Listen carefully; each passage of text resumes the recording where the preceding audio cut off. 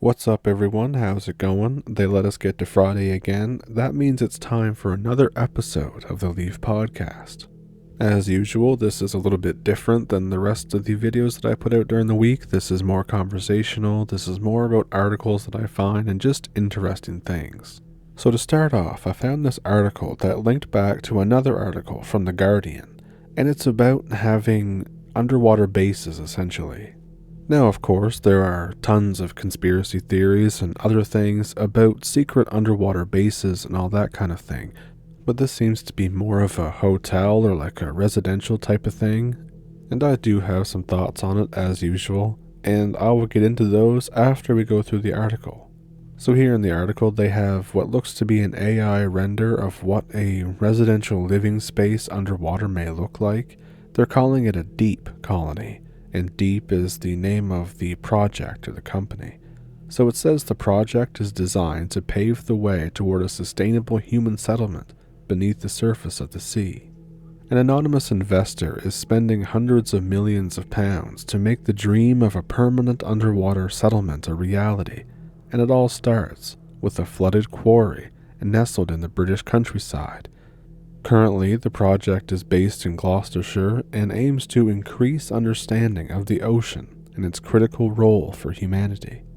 At the moment, the flooded quarry is being used to test out habitable underwater modules that are called Sentinels, as well as underwater vehicles and infrastructure. And if the Deep project was to be successful, people could stay in these areas for up to 28 days at a time, but the goal is to extend this considerably to years or even just forever. The article also talks about how, back in the past, a famous oceanographer and conservationist, Jacques Cousteau, was in favor of a similar thing about people being able to live underwater. Now, as time passed and basically being limited by the technology of their time, he kind of abandoned that after a while and switched more to a conservationist role. Now, the thing that I find to be a little crazy about it is that the benefactor or main investor behind this whole project is anonymous, but he doesn't seem to care about spending hundreds of millions of pounds just to be able to do this. They also have the goal of having the first Sentinels or submersibles opened in 2027, which is now less than 2 years away. And as one might imagine, my first thought when it comes to this is that anonymous investor investing hundreds of millions of dollars, the project is called Deep, and I kind of wonder now if the guy behind it is a literal James Bond villain. You know, even the picture they have, which you can see at the article in the description, even that picture looks like something out of an old James Bond movie. I'm just waiting for Roger Moore or something to show up on screen. But the other thing that I want to ask all of you is, do you believe all these conspiracy theories and stories of underwater bases, of underwater alien bases for that matter, or government bases? And I could be way off in thinking this, but if we know that a lot of technology is from the military first, and we get it like decades later when a use case comes along, sort of like cell phones, the internet, and that type of technology, is this the same thing? Do the governments around the world or secret organizations already have underwater bases, and this is just a use case for them to make a profit somehow? I'm not saying it is, but, just the question is out there. I know for some people it could be a bit of a novelty to go to a hotel underwater. For me though, I'd be thinking that if one of these screws goes loose, then the whole place is gonna collapse, and I don't want to be a part of that. But I'm also curious about it. And the part that makes me kind of question whether I would want to do this is that it's not just near the surface of the water. Some of these sentinels can go to well into the Twilight Zone, which is not the TV show, it's the area of the ocean where the sun stops penetrating the water. So my luck, I'd wake up one morning and I'd flick on my outdoor light, I guess, into the inky blackness, and then just off in the distance, I see an eye that's bigger than my whole house, and that's not something that I would want to do, and that's probably why I won't go and rent one of these, but I would go and see them. And I know I'd probably be tweaking out every time I heard something creak or like a piece of metal bend, and I'd be like, oh, this is it. It's happening now. But of course, let me know what you think down in the comments. Is this something that you would go and live in? Would you just go visit there? Do you think that this is a military technology that's now being possibly available to the public? Do you think it's a James Bond villain that's doing this? Let me know down in the comments. And kind of leaving the door to aliens open, there's another article I have here about Sammy Hagar. Now, I assume that a lot of you know Sammy Hagar. I know him as the singer of Van Halen and of his own band, the singer of the song I Can't Drive 55. But what some of you may not know is that he says that he had an experience with aliens way back in the 1960s. And this article seems to mention that there is a connection between like 60s and 70s artists, or people born in that time that became artists, and having a UFO encounter, an alien encounter. And I mean, we all know about David Bowie and stuff. So he says that he was home. It was a regular 1960s night in the San Bernardino foothills in California. He says that he was laying in bed when he felt like somebody was tapping into his brain, or he was picking up some kind of communication. Then he said that he witnessed 2 alien entities on a hillside nearby. He said they were playing with a numerical code, but it wasn't from our numerical system. I think he first talked about this about 10 years ago in 2013, and then he said suddenly the telepathic connection broke, and I could actually see them go back to their ship in a beam of light, zap, like lightning. For a second, there was an infinity of white. I couldn't move, and then it was over. It scared me nearly to death. It was an experience that I couldn't understand. My ego was telling me that these aliens have programmed me to be a rock star. He said that he had used this experience to write songs like Crackin' the World and Silver Lights. Now, there are, like I said, other artists who have had something like this happen. Do you think that this may have influenced them or propelled them to the talent or whatever that they have now? And if they did, why were they chosen? And as for UFO encounters or UFO sightings in the 1960s and 70s, even in my little village, there were a lot of experiences in the sky that people just didn't understand or at the time couldn't explain. I've heard stories about hunters being in the woods and like a disc will fly over top of them. To have a better description, I don't know how many people in the comments or viewers may hunt, but usually when you go hunt deer, you don't do it at night. You do it in the very early morning when it's still kind of dark, but it's kind of at sunrise, kind of around that period of time. And I heard this as like a third-hand account. I knew somebody who knew somebody who knew somebody who it was their uncle or something like that. And you know how stories can change over the years, especially in little areas, but I'll just tell it like I know, like tell it like I was told it. So they went out to find deer. It was in October, which is deer season around this area. And while they were out there, it was around maybe 5:45, 6:15 or something like that. It was one of those kind of times. So they're out there in their deer stand when they see something from far off starting in this clearing. As you can imagine, it was a big clearing and he could see a lot of the sky. And his friend whispers, "What the F is that?" So they watch it for maybe 15 seconds. And like I said, it starts from really far off and it didn't look like it was coming any closer. And then all of a sudden, at like an inhuman speed, it zoomed across the sky, but looked like it was on fire. Now they say on fire, but they also say that it wasn't the color of fire. It was more like a blue or a green, which reminds me almost of an electrical fire. But it also could be some kind of interference, like atmospheric interference. And this disc shape, they said it was like a dark gray, maybe even black. There were no lights on it, and it just came zooming across the sky, looking like it was on fire. And then it disappeared over the horizon. And I think they said the whole experience only lasted about half a minute, but it really shook them. And and they decided to just not hunt that morning, to get the hell out of there, because they didn't know what the hell they saw, or if anybody was going to come after them because they saw it. And there's not really anything else to it. They went hunting the next week, and they got their deer, and I guess it was a good winter. But for that little experience, it always kind of stuck with me, that even in our little area, way back in the 60s and 70s, something like this could happen. And like I said, it kind of reminds me of like an engine failure or like an electrical fire, but I could be way off there too. And you never know, the story could have been something else, or it could have been a tall tale. I just figured it was interesting. And now, shifting away a bit from the aliens, but still staying with things in like the supernatural realm, and kind of even into cryptids, but I think it's more of a supernatural thing. So, I have this story. It starts like this. I'm still really creeped out every time I talk about this. It might be a bit underwhelming compared to some of the wild shit that I've read on the internet, but hopefully you won't mind my grammar mistakes. I'm English second language. This happened when I was 15 years old in high school. I had a final project for algebra with 2 other friends, a not so bright, really attractive girl, and a nerdy friend that was totally in love with her. The girl suggests that we meet at her house for the project.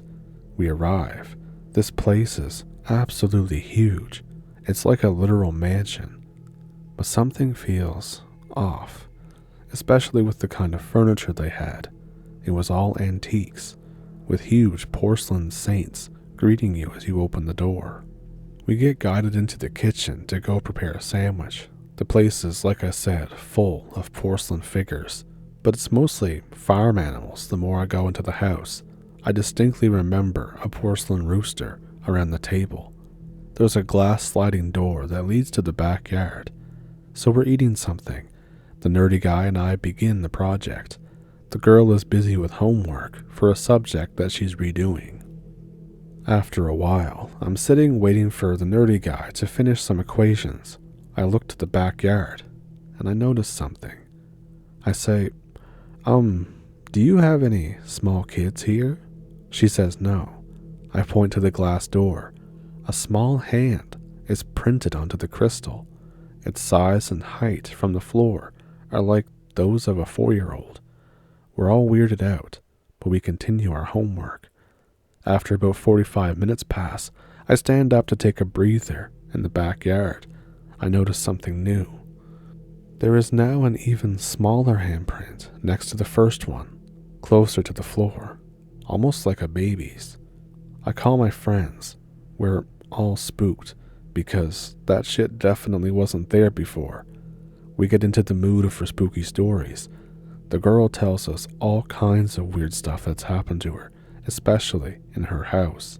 She brings us to her parents' bedroom, and she shows us the head of a Virgin Mary that looks like it was crying, but the substance is black. She says that the head was used in an exorcism once. We go back down, creeped out, and resume our work. I keep looking at the glass door. Eventually, the girl gets up and goes toward the sliding door near the backyard. She lets out an audible gasp when she's at the door. We go check on her. Now, there are a bunch of marks on the glass door. They look like hands were dragged across the glass, or hands with freakishly long fingers. They seem to converge around the door's handle. We freak out. We decide to just leave the house through the front door. Eventually, the girl's parents come home with the housekeepers. It's 2 somewhat young girls. The girl tells her parents about what we saw. When we try to show them, there's no marks anymore. Her parents don't really think anything of it and go upstairs. One of the housekeepers, though, says that there is Duendes in that house. They are playful and don't really do anything besides pranks. We leave 30 minutes later. We only talk about it with the housekeepers because no one else really believed us. During that time, I started developing sleep paralysis, which stopped only 2 years ago in 2023. Never seen anything like that since. Now, in that story, when I heard the part, I even just now got another chill when I heard the part about the hands being dragged around the window and stuff, that really struck a chord with me, not because of a duende, but because of a pretty severe supernatural experience I had back in 2014, around April or May.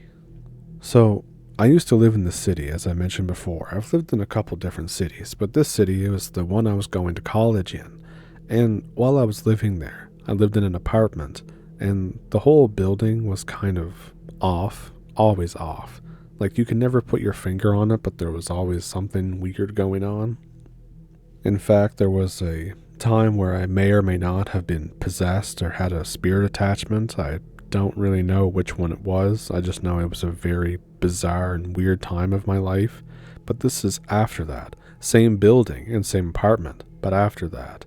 So, my whole time in this apartment, I have been having like really weird dreams. I used to wake up sometimes and like doors would be open that were locked. You'd have weird visions going into a room. Like, you know what I mean when you walk into a room and you have like something flash in your head and it's really creepy. I used to get the vision of like an emaciated girl in like a nightgown, and it always got the feeling like she was trying to get out, and that always unsettled me. And I was actually in that room. That was the room that all this stuff would happen in. As for why I was stuck with that room, well, I'll have to take that up with my former roommates, I guess. But, so, it kind of escalated around that spring, and it kind of culminated that night. Like, this is not the only big thing that happened, but it's the big thing that happened before I moved out, because my lease was up, and I was happy to get the hell out of there. But, so, like I said, I used to have these weird visions or weird dreams of like an emaciated girl in like a nightgown or some kind of dress type thing. She was trying to get out of this room. And this one night, when I was like just seeing all the stuff I was going to take with me, like when I moved out, and just kind of trying to pack everything up, do it early to make it easier for yourself. And the lamp that I had in the room, the lamp that I had in the room, kind of tipped over by accident. It didn't break, but the light bulb was touching the wall. And then I noticed that on the wall there's something weird. It looks like, I don't know, something shiny like sweat. So I take the lamp and I run it along the wall. And don't I see handprints all over the wall? Especially where I've been sleeping, and these handprints go all over the walls and all up toward the window, where like it looks like that something was scratching at the window trying to get out. And just as I'm looking at this and being like terrified by what I'm seeing, doesn't like the door that I just locked, my bedroom door, doesn't it just and then open? And not only that, as soon as it opened, my closet door also opened. And then I said out loud, like, WTF. And then my other roommate comes in, who has shared a room that was just kind of across this little walkway. He comes in and says, "What's up?" So I show him on the wall, and he just says the same thing, WTF. He says, "Why does it look like that whatever did this is trying to get out through the window?" And now to make it creepier, this was like a basement part of the apartment where 2 rooms were. There was 3 rooms, but only 2 of them were used. The third one was creepy for a different way, but I'll talk about that in a second. So the windows were like really high up, and they were like not really the size of a proper window, but they were like higher up, like you'd have to like stand on your tippy toes just to reach the bottom of the ledge. So that was one thing that was really creepy. And in around this week, so we also had a cat at the apartment too, and that cat has since died, but that cat was so fluffy, and it was just a great cat. But anyways, this cat also would have some weird phenomena surrounding it as well. I think it was just a few weeks before this whole thing with the handprints, and that's not done yet either, but this whole thing with the handprints. So we couldn't find the cat. The cat had just went like up and vanished, and we eventually found her, but she was stocked in a dresser in a locked room of her other roommate. It was the most bizarre thing. And I know that this cat didn't just sneak into that room and that it wasn't actually locked, because I had fed the cat and I had just spent time with the cat and vibed with it earlier that day. And that room was locked. The girl who we were rooming with had left like hours before this, locked her door, and yeah. How did the cat get in a locked room? Not only get in a locked room, but get stogged into the top drawer of a dresser. When we eventually got into the room, the cat looked confused, like disoriented and dehydrated. It was just as scared as we were. It was wondering how the hell it got in there. And that's not the only thing with that cat. One time in the room that I'm gonna finish the story about here, one time, so I had let the cat out, and then I closed the door, because, the cat had to go use the litter box or do cat stuff or whatever. And so I had my door closed, and then I hear like a meowing. And this cat didn't typically meow. She would sometimes when she wanted your attention, but usually she wouldn't. So I hear that. I open the door to let her back in, and she's not there. So I'm thinking, that's weird. I close the door, and then I go over to my closet to just get a shirt out for the next morning or whatever. And when I open the closet, she's in there, on top of my laptop bag. That's another weird thing about that place too, just the teleporting cat. But to get back to this thing with the handprints, it turns out that all of us have been having some weird experiences that we just didn't talk to each other about because we were preoccupied with a lot of things that were going on at the time. But the guy roommate who I mentioned came into the room when I said WTF. He told me that he had a lot of dreams recently about an old hag, and this old hag was always like clawing at his face or something, or clawing at the walls. And as far as I know, this whole building, I think, used to sit on an estate of some sort. I don't know the history of it. At the time, I didn't even know where to go look. I should do that sometime and find out what happened on that land. But where it kind of culminates to is that I woke up the next day. I barely slept, and I was thinking, like, if I even talked about what happened with other people, that something terrible would happen. So I just didn't talk about it. I wake up the next day, and the stuff that I had packed is all unpacked. Like, not just, like, strewn about. I mean, my book bag and bags have been unzipped. My clothes have been taken out, put back in the closet, and they're still folded up. And then, that's not the only thing. The other shirts that I had left in the closet and had yet to pack, they were all mildewy. Overnight, they were just turned to straight mildew and just smelled awful.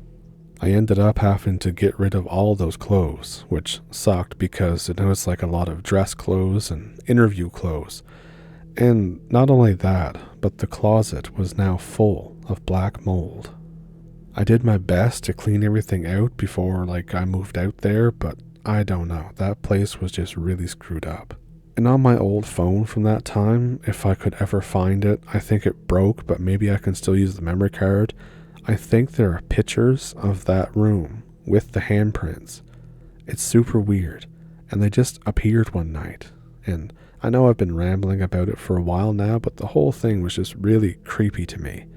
And now, as you can see, these experiences that I've had are the reason why that I'm into this whole thing.